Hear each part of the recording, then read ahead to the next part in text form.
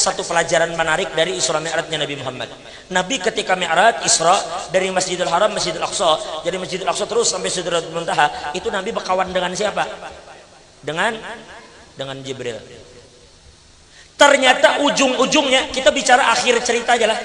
Yang penting itu endingnya.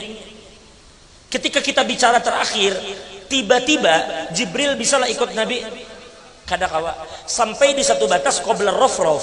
Di saat itu Nabi berkata, ayo Jibril kita masuk. Ujar Jibril, ya Rasulullah, lau danautu unmulatan lah taraktu. Ya Rasulullah, seandainya seujung jari aja ulun masuk, ulun terbakar. Seujung jari aja masuk, ulun terbakar. Lalu Jibril kada masuk. Ternyata di sini kita ambil pelajaran, Jibril Aminul Wahyi, orang yang dipercaya menyerahkan wahyu, orang yang sangat dekat dengan Nabi Muhammad, orang yang menjadi pemimpin para malaikat. Ternyata Jibril tidak bisa masuk ke hadirat Allah Subhanahu wa taala. Coba fikirkan baik-baik Pak. Jibril kada masuk ke hadirat Tuhan, Jibril tuh. Apalagi Sahril. Ini Jibril kada kawa masuk. Sekarang yang lain lagi, siapa lagi? Musa bahari pernah meminta kepada Allah Ta'ala, Rabbi arini anzur ilaik, ya Allah tolong beri saya kesempatan melihat sampean. Ujar Allah, oraiso wahai Musa, kada bisa. Ujar Nabi Musa, coba dulu. Nabi Musa ini dasar raja main. Jangankan kan Nabi Muhammad ketika dapat sembahyang berapa waktu? Yang mendesak nyuruh bolak-balik siapa? Nabi Musa. Nabi Musa ini jangankan Nabi Muhammad, Tuhan jadi gasak sidin. Itu Nabi Musa lain orangnya memang. Nabi Musa inilah satu-satunya orang yang ketika didatangi malaikat maut, ujar malaikat maut, wahai Musa, aku disuruh Allah untuk mencabut nyawa pian. Dakum dihantam Nabi Musa. Tambung malaikat maut. Satu-satunya orang yang pernah menampar malaikat maut cuma Nabi Musa aja sorangan. Nabi Musa ini orangnya dasar raja jagau. Makanya ulun curiga, jangan-jangan buhan kandangan itu keturunan Nabi Musa. Joget-joget kan buhan kandangan. Buhan kandangan. Oh, ya, jangan turunan Nabi Musa. Nabi Musa ini dasar raja jagau, orang luar biasa. Makanya kita jangan sombong. Sejagau-jagaunya kita kada lebih jagau dari Nabi Musa. Sehebat-hebatnya kita kada hebat dari Nabi Musa. Kada boleh Orang sombong tuh ujungnya pasti celaka. Inya bahari ada orang sombong, kemana-mana bebual. Aku nih jar sidin, kamana aja kada bisa mabuk. Naik pesawat mulai Samarinda, Jakarta, Saudi, Maroko, Mesir, Libya, 10 kali naik pesawat kada bisa mabuk ya. Naik kapal mulai Balikpapan, Surabaya, Sumatera ke Sulawesi kada bisa mabuk. Perjalanan darat mulai Sangkulirang ke Berau, bebulik lagi ke Sangkulirang ke Samarinda kada bisa mabuk. Jadi pesawat kada mabuk, di kapal kada mabuk, di mobil kada mabuk. Sekalinya datang ke Bontang, dibawa orang ke pasar Rawasari situ. Beojek Rawasari kah? Rawa Indah. Beojek hanya 100 meter sekalinya muntah. Ujar orang makanya kan kada bisa mabuk. Naik pesawat tahan, naik kapal tahan, naik mobil tahan. Kenapa naik ojek 100 meter mabuk? Ujarnya bungol banajar kayak apa kada mabuk, tukang ojeknya becorekan jar. Sekali tukang ojek corek meleleh. Ya apa kada mabuk sih den. Nah, sudah selesai itu aja.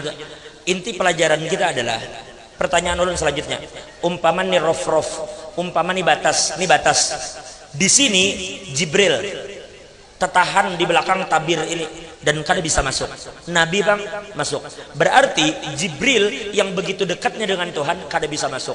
Musa Nabi Ulul Azmi kada bisa masuk. Tapi ingat, ada satu benda yang kita tidak pernah duga, tapi benda ini ikut sampai bertemu Allah. Benda ini sampai ke hadirat Allah. Apa itu? Yaitu sendalnya Sayyidina Muhammad. Ini sendal yang digunakan untuk menjajak pasir, sendal yang digunakan untuk menginjak batu. Tapi kenapa sendal ini sampai ke hadrat Allah? Karena sendal ini berkait dengan Sayyidina Muhammad. Kaitan tuh biar kada main-main. Yang ujar Habib Ali Habsyi, salatan yattasilu biha ruhul musalli alaihi bih. Kaitan ini yang mahal, Pak. Kaitan inilah yang membuat sendal itu bertemu Tuhan. Jibril kenapa kada bertemu? Karena Jibril dan Nabi itu munfasil, terpisah. Seandainya Jibril melekat di diri Nabi Muhammad, Jibril pun bakal sampai ke hadirat Allah Subhanahu wa taala. Sampai di sini paham lah kira-kira? Jadi ini pelajaran bagi kita semua. Pian jangan bermimpi untuk sampai kepada Allah kalau pian berani meninggalkan syariat Nabi. Sekarang banyak orang bicara hakikat, bicara ma'rifat, tetapi meninggalkan syariat Nabi Muhammad sallallahu alaihi wasallam.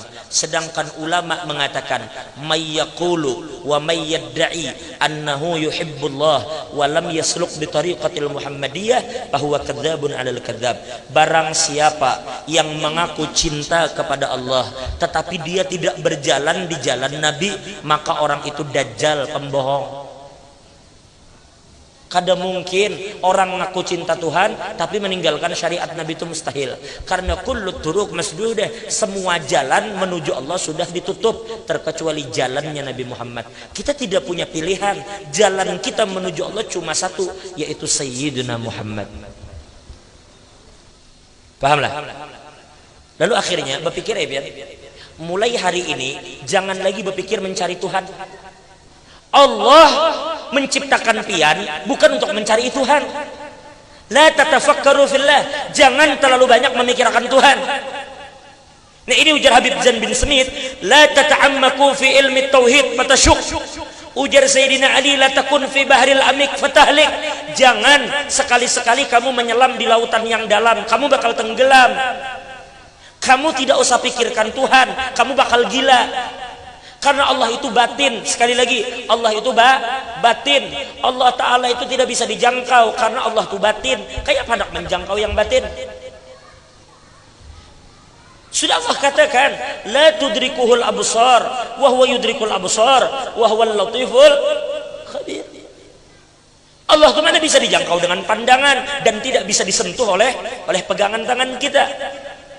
Karena dia batin, dia sendiri dengan keesaannya. Allah Ta'ala itu wahdaniyat, dia sendirian dengan keesaannya dan tidak ada apapun yang bersamanya.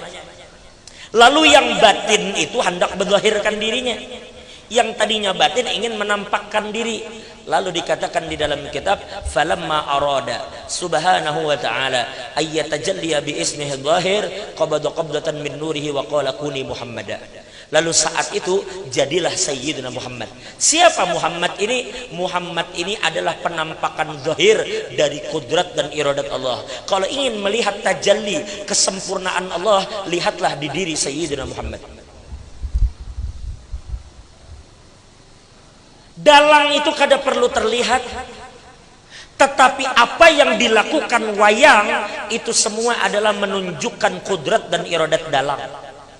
Wayang bergerak, sekalipun Bapak tidak melihat dalang, yakinlah ketika wayang itu bergerak, maka di saat itu kita melihat penampakan yang sempurna dari keinginan dan kemampuan seorang dalang. Lihat di wayang tadi, makanya wayang itu ada. Kenapa? Karena dalang tidak ingin menampakkan dirinya, tetapi menunjukkan kebesarannya lewat wayang tadi. Bapak pian bakaras mencari dalang. Sariki orang pian kalau nonton wayangnya jadi tonton, kada usah umpat masuk ke belakang layar situ. Maka Allah menginginkan kita untuk berpegang ke Nabi. Nah lalu ulama ditanya, apa sih alasannya Nabi Musa berani menyuruh Nabi Muhammad bolak-balik? Logikanya Nabi Musa ini kopral aja, waninya pang nyuruh jenderal. Nabi turun, padahal tahulah pian, sebelum Nabi Muhammad bertemu Musa, Nabi itu sudah bertemu dengan Nabi Ibrahim. Nabi Ibrahim kada protes, begitu mendengar dapat sholat 50 waktu, ya dah, ya marhaba bi ibnin saleh, kada masalah, taruh saja Nabi Ibrahim. Kada ada Nabi Ibrahim protes. Begitu tatamu Nabi Musa protes, nyuruh Nabi bolak-balik, kada kurang-kurang dari 50, 45, 40, 35, 30 sampai sisa 5. Itu gin masih dikarasi Nabi Musa juga. Nabi Muhammad, umat pian tuh 50, aduhai, umat ulun tuh satu waktu aja awaknya ganal-ganal, satu waktu aja betamparan dulu menyuruh sembahyang sehari itu sewaktu aja tuh, apalagi pian, umat pian tuh halus sembahyang 50, ada bakal sanggup. Kita dipadahkan Nabi Musa halus, belum tahu lagi Nabi Musa bujur awak halus, cuma anak racap 13 anak 14 awak pada guru yang halus. Perhatikan, ada pertanyaan logis lah, banyaknya pang Nabi dan Rasul, kenapa Musa aja sorangan yang ngotot? Ternyata Pak ini tidak bisa dilepaskan dari sejarah Nabi Musa Bahari. Ternyata dari seluruh anbiya cuma satu orang yang sanggup memaksa Tuhan untuk melihat Tuhan. Siapa dia? Nabi Musa aja sorangan. Dari dulu Nabi Musa tuh berhimat hendak melihat Tuhan, tapi kada kawa. Lalu ada satu kesempatan Nabi Musa bisa menikmati keindahan Tuhan. Kayak apa caranya? Makanya Nabi Musa menyuruh Nabi bolak-balik. Apakah untuk meringankan sholat? Ya, secara zahir. Tetapi hakikatnya, kenapa Nabi Musa berani menyuruh Nabi Muhammad bolak-balik? Ternyata Nabi Musa ingin melihat penampakan Allah di wajah Sayyidina Muhammad. Hendak melihat cahaya yang dilihat oleh Nabi Muhammad. Itulah dikatakan oleh Imam Ali Wafa, wasirru fi qawli Musa idh yuraddiduhu liyajtalan nur fihi haitsu yashhaduhu yabdu sanahu fi wajhir rasuli faya husna jamalin kana yashhaduhu. Semua yang disaksikan Musa itu untuk mengobati kerinduan Musa untuk bertemu dengan Allah Subhanahu wa taala. Itulah kenapa di dalam riwayat dikatakan ketika semua makhluk mendengar sangkakala, semua makhluk pingsan kecuali Nabi Musa, karena Nabi Musa sudah pernah pingsan dulu sekali. Ketika semua makhluk dibangkitkan, Nabi Musa saat itu sedang bergantung di tiang arasy. Nabi Musa tuh berayunan di tiang arasy. Kenapa? Karena di tiang arasy itu ada tulisan La ilaha illallah Muhammadun Rasulullah. Ketika Nabi Muhammad bangkit, maka di saat itu Nabi Musa meninggalkan tiang arasy dan datang kepada Nabi Muhammad. Ini yang di dalam tauhid disebut watarakal isma wajaa ilal musamma. Dia tinggalkan nama yang ada di tiang itu dan dia datang kepada Sayyidina Muhammad sallallahu alaihi wasallam. Jika Musa aja sudah stop, kada lagi mencari Tuhan, apa alasan pian hari ini kesana kemari cari Tuhan? Cari Nabi Muhammad, pegang Nabi Muhammad. Kalau pian pegang Nabi, otomatis pian berdapat di lawan Tuhan. Kalau pian ikuti Nabi, pian sampai